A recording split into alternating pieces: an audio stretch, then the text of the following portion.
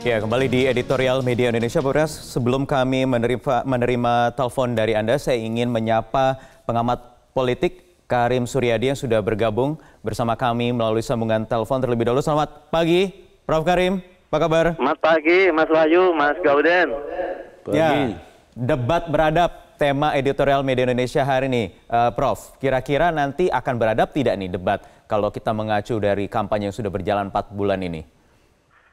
Kita harus berharap dan optimis akan beradab ya, karena itulah yang memang harus disuguhkan oleh kedua pasang calon presiden. Karena pemilih kita tidak lagi bodoh, pemilih kita makin berselera, pemilih kita makin cerdas, membedakan mana harapan, mana angan-angan gitu ya. Namun tentu saja debat beradab itu bukan sekedar mudah diucapkan begitu. Menurut saya ada beberapa persoalan yang harus diarifi. Pertama, kita harus tahu pada mana yang diberikan bahasa, bahwa adab itu adalah pilihan budaya.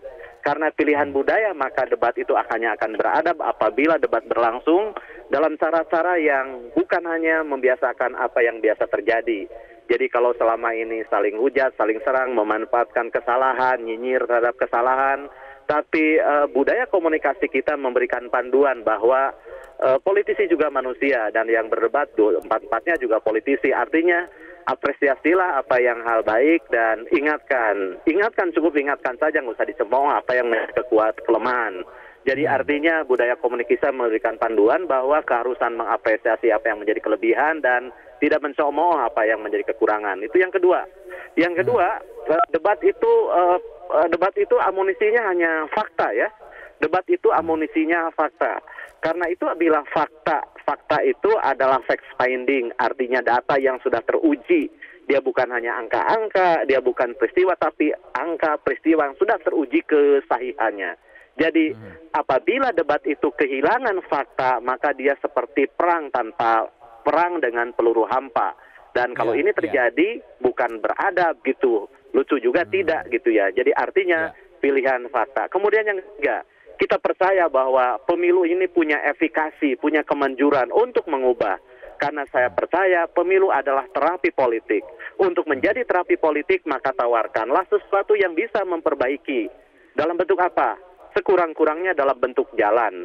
Indonesia ini akan kemana, akan seperti apa, disertai dengan cara-cara mewujudkannya. Visioner begitu ya? Iya, itu dia, visioner. Prof, sebab tapi bedanya katanya debat ini kan untuk mempengaruhi swing voters yang masih besar, total undecided dan juga swing voters ini kalau menurut indikator politik Indonesia kemarin pekan lalu dari rilisnya masih ada di kisaran 25%. Ini didominasi kaum terpelajar, kaum terdidik. Kira-kira akan terpengaruh tidak benar kalau mengacu dari 2014 misalnya atau mungkin dari debat-debat pilkada misalnya? Apakah memang ini bisa mengerek?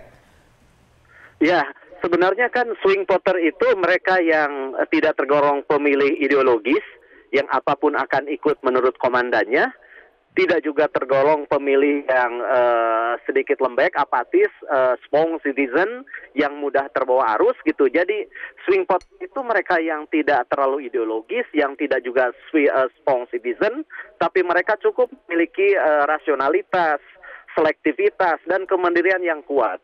Oleh karena itu tidak mudah menarik simpati mereka ya.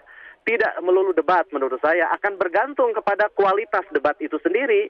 Apabila substansi yang diperdebatkan itu menyajikan sesuatu yang masuk akal, yang rasional, yang menyentuh, dan bisa membuat mereka suka pada kandidat, itu akan memilih mereka. Tapi kalau debat sekedar menggugurkan kewajiban gitu ya, saya pikir itu hanya akan mengokohkan apa yang sudah diambil oleh pemilih sebelumnya. Jadi kalau debat biasa-biasa saja, tanpa inovasi, tanpa suguhan fakta, tanpa appearance yang menarik, yang meyakinkan, ya debat hanya akan mengukuhkan mereka yang sudah mengambil keputusan, baik karena ideologis atau misalnya karena partisanship, maupun karena mereka terbawa arus atau strong citizen gitu ya. Jadi untuk menggerek pemilih yang ngambang itu memang butuh usaha keras ya, dan di sanalah kecerdasan. Dan kepintaran belum lagi selama 4 bulan ini diwarnai hal-hal yang tidak substansial, ada banyak tudingan-tudingan miring, kampanye-kampanye negatif atau bahkan kampanye hitam. Perlu tidak kira-kira paslon ini nanti dalam debat debat menjawab tudingan-tudingan yang selama ini dialamatkan? Ya, setidak-tidaknya harus mengklarifikasi ya, mengapa mereka mengambil posisi seperti itu. Karena saya percaya bahwa apapun yang mereka katakan tidak ujug-ujug ya, saya berprasangka baik saja. Tapi perlu mereka luruskan apa yang menjadi dasar sudut pandang. Halo. Oke. Baik, nampaknya terputus sambungan dengan Karim Suredi, pengamat komunikasi politik dari Bandung. Bang Gaudens, tadi bisa menanggapi mungkin apa yang sudah disampaikan oleh Prof. Karim. Ya tentu ini debat untuk mengakhiri swing voters, undecided voters dengan hal-hal yang substantif, kemudian juga rasional. Itu yang paling penting karena harus menyodorkan data. Walaupun tidak mudah juga tadi menurut Prof. Karim. Ya, ada hal yang menarik yang disampaikan oleh Profesor tadi itu, bahwa pemilih sekarang ini kian berselera. Selera itu menyangkut rasa ya, rasa dari kampanye itu sendiri. Masyarakat terus terang saja menolak ya segala kampanye segala kampanye hitam. Yang masih bisa ditoleransi itu kampanye negatif. Ya. Kampanye negatif itu memaparkan fakta menyangkut orang, hal-hal jeleknya, bukan sesuatu yang mengada-ada. Nah, yang terkesan selama 4 bulan ini kan mengada-ada. Makanya disebut informasi bohong, informasi fitnah yang menjurus kepada ujaran kebencian. Karena itu, saya sependapat dengan Profesor tadi, kampanye debat nanti itu memang harus beradab. Beradab itu disesuaikan dengan budaya masyarakat Indonesia sendiri, jangan mempermalukan orang. Ya. Tetapi bagaimana tetap memberikan empati. Karena itu yang diperdebatkan itu adalah fakta, bukan data omong kosong. Ya. Yang disampaikan selama ini di ruang publik itu kan omong kosong semua gitu kan. Sampai-sampai ada hoax, ada 7 kontainer surat suara masuk. Itu kan hal-hal omong kosong yang mestinya di dalam debat nanti itu semuanya dikembalikan pada substansi kampanye itu sendiri. Karena di peraturan jelas sekali ya, di dalam Undang-Undang Nomor 7 Tahun 2017, khususnya di pasal 277 tentang kampanye yang memuat tentang debat itu, sudah di sana itu sudah ditentukan apa yang boleh dan apa yang tidak boleh dilakukan. Terutama yang menyangkut menggugat ideologi negara tentu tidak boleh dilakukan. Nah, karena itu para calon presiden maupun wakil presiden manfaatkan kesempatan debat itu. Karena menurut data yang dirilis indikator, menurut Burhanuddin dari indikator itu kan pada 2014 terbukti bahwa debat itu justru meningkatkan elektabilitas Jokowi yang pada saat itu berhadapan juga dengan Prabowo Subianto ya. Oke, ada banyak juga isu yang bisa diangkat tentunya dengan tema-tema juga sudah ditentukan.